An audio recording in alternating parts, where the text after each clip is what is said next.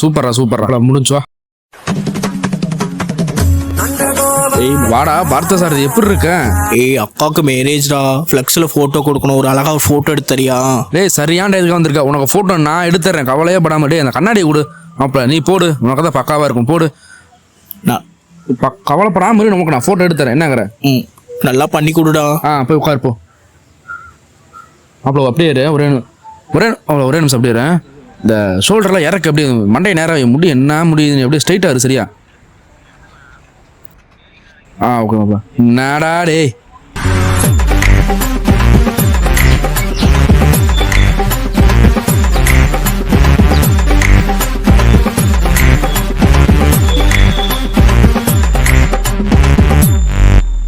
மாப்பிள ஃபோட்டோ பக்கா, வந்து பாரு.